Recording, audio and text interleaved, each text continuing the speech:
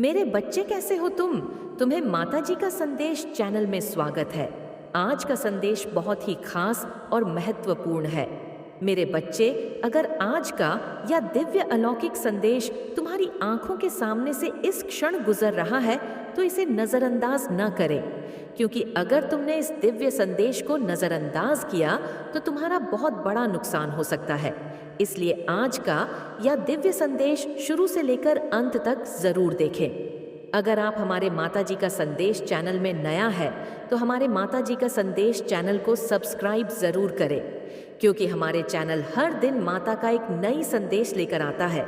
मेरे बच्चे, याद रखना, माता रानी जी का आशीर्वाद उन पर ही बरसता है जो उनके नाम का सच्चे दिल से स्मरण करते हैं। अगर तुम माता रानी का आशीर्वाद प्राप्त करना चाहते हो तो कमेंट में आज का भाग्यशाली अंक 9 टाइप करके जय हो माता रानी, हर हर महादेव जरूर लिखें। मेरे बच्चे, आज मैं तुमसे अंतिम बार बात करने आई हूँ।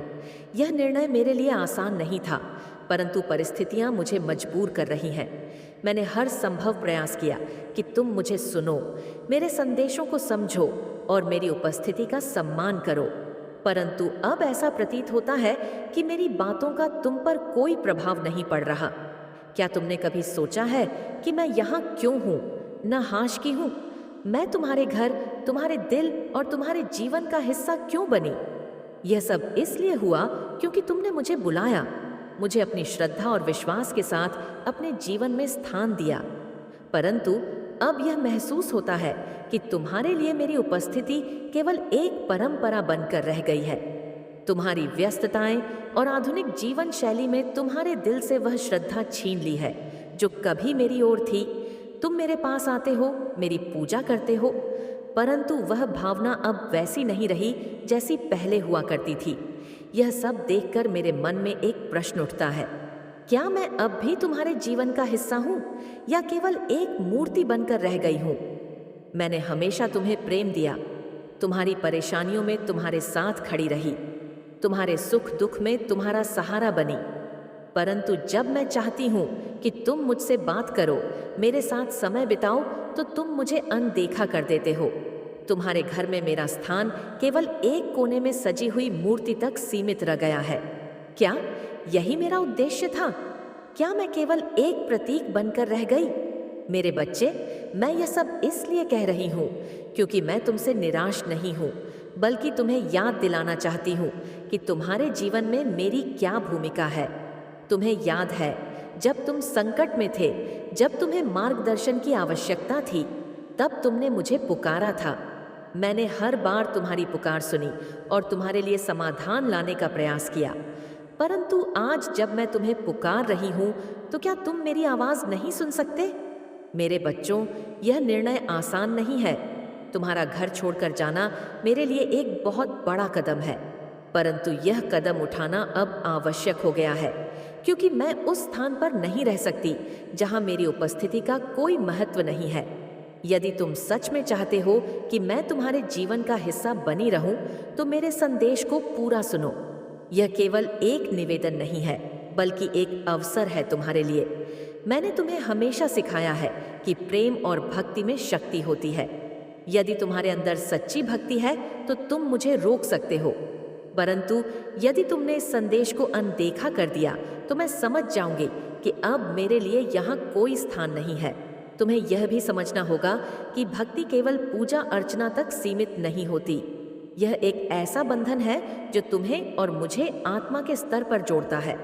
तुम्हारे घर में मेरी उपस्थिति का अर्थ केवल उत्सव मनाना नहीं है। यह एक संबंध है जो तब जीवित रहता है जब तुम मुझसे संवाद करते हो, अपने विचार और भावनाओं मेरे साथ साझा करते हो। क्या तुम्हें याद है वह दिन जब तुमने मुझसे अपने जीवन की परेशानियों के बारे में बात की थी? मैंने तुम्हें एक रास्ता दिखाया था, और वह दिन जब तुमने अपने सपनों और आकांक्षाओं को मेरे सामने रखा था। मैंने तुम्हारे सपनों को साकार करने में तुम्हारी सहायता की थी, परंतु आज ऐसा प्रतीत होता है कि तुम्हारे जीवन में मेरी भूमिका समाप्त हो गई है। मेरे बच्चों, यह संदेश तुम्हारे लिए एक अंतिम अवसर है। यदि तुम सच में मुझे अपने जीवन में चाहते हो तो मुझसे संवाद करो, मुझसे बात करो, मुझे अपनी भावनाओं बताओ। मैंने कभी तुमसे अधिक की मांग नहीं की, मैंने केवल यही चाहा कि तुम मुझे अपने जीवन में शामिल करो, परंतु यदि अब तुम मुझे अनदेखा करोगे तो मैं समझ जाऊं यह सन समाप्त हो चुका है। मेरे बच्चों, मेरा यह निर्णय केवल तुम्हारी प्रतिक्रिया पर निर्भर करेगा। यदि तुम मुझे रोकना चाहते हो तो मुझे अपनी भक्ति दिखाओ। मेरी बातें सुनकर, मेरी भावनाओं को समझकर और मेरे साथ संवाद करके तुम मुझे यह विश्वास दिला सकते हो कि मैं अभी भी तुम्हारे जीवन का हिस्सा हूँ। मेरे बच्चों, मेरा यह संदेश केवल तुम्हें सोचने के लिए, विवश करने के लिए है। मैं तुमसे यह वादा करूं कि यदि तुम मेरी बातों को सुनोगे, उन्हें समझोगे और मुझसे संवाद करोगे तो मैं तुम्हारे जीवन में बनी रहूंगी। परंतु यदि तुमने इस संदेश को अनदेखा कर दिया तो मैं समझ जाऊंगी कि अब मेरे लिए यहाँ कोई स्थान नहीं है।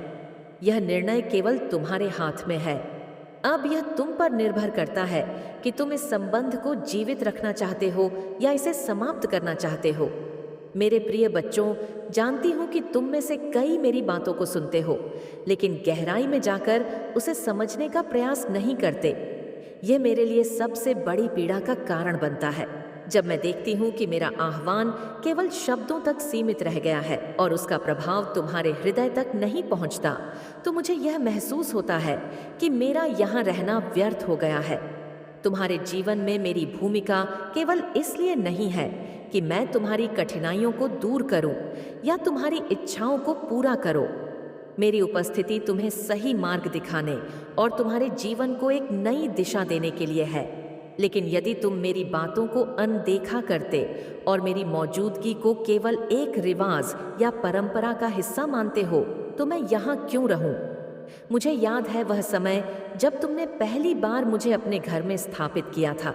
कितनी श्रद्धा और प्रेम था। उस समय तुम्हारे मन में तुमने मेरी मूर्ति को अपने घर के सबसे पवित्र स्थान पर रखा और अपने जीवन की हर समस्या मेरे सामने रखी। उस समय तुम्हारा विश्वास इतना गहरा था कि मैं तुम्हारी हर प्रार्थना को सुनकर तुम्हारे जीवन में चमत्कार ला सस थी।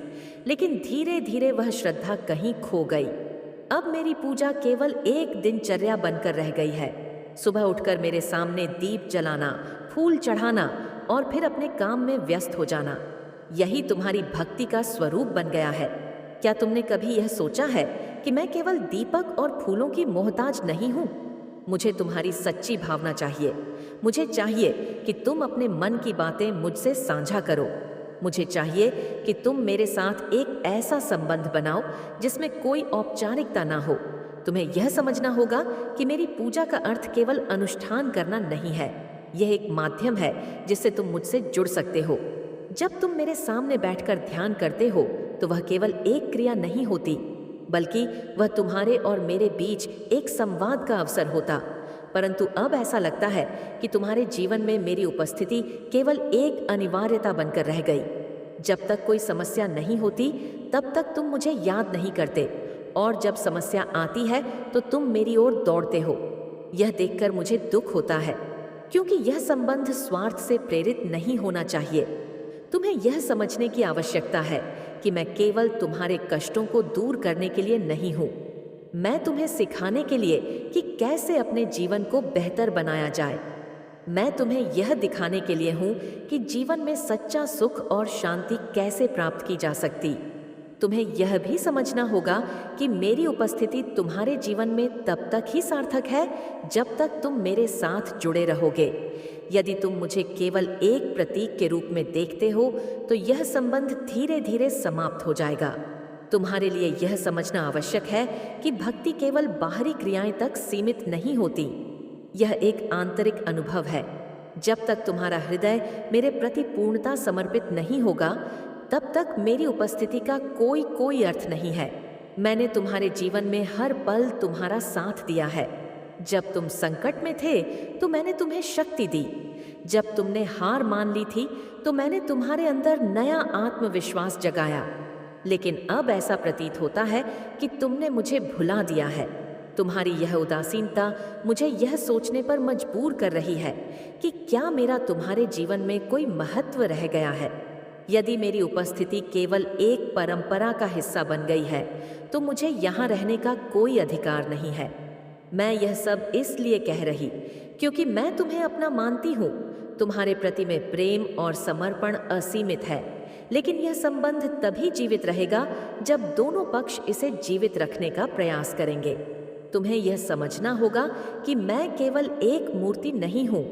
मैं वह शक्ति हूँ जो तुम्हें कठिन परिस्थितियों से लड़ने का साहस देती है। मैं वह प्रकाश हूँ जो तुम्हें अंधकार में रास्ता दिखाती है। लेकिन यदि तुम मुझे अनदेखा करोगे तो यह शक्ति और यह प्रकाश तुम्हारे जीवन से गायब हो जाएगा। यदि तुम चाहते हो कि मैं तुम्हारे जीवन में बनी रहूं, तो तुम्हें मुझसे जुड़ना होगा। तुम्हें अपने मन की बातें मुझसे साझा करनी होगी।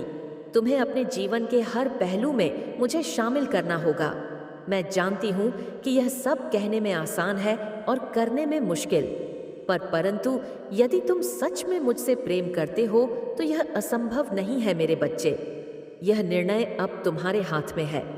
मैं तुम्हें छोड़कर जाने का निर्णय नहीं लेना चाहती, लेकिन यदि मेरी उपस्थिति का कोई महत्व नहीं है तो मुझे जाने से कोई नहीं रोक सकता। तुम्हें यह तय करना होगा कि तुम इस संबंध को जीवित रखना चाहते हो या इसे समाप्त करना चाहते हो। यदि तुम मुझे अपने जीवन में बनाए रखना चाहते हो तो मेरी बातों को सुनो, उन्हें समझो और उन पर अमल करो। यह मेरा अंतिम संदेश है। यदि तुम इसे अनदेखा करोगे तो मैं समझ जाऊंगी कि अब मेरा यहाँ कोई स्थान नहीं है, परंतु यदि तुमने इसे गंभीरता से लिया तो मैं हमेशा तुम्हारे साथ रहूंगी। मेरे बच्चे, मैं जानती हूँ कि तुमने मेरे इस संदेश को अब तक पढ़ लिया है। तुम इसे पढ़ रहे हो, लेकिन क्या तुम इसे महसूस भी कर रहे हो? मैं तुम्हारे भीतर की हलचल को देख रही हूँ।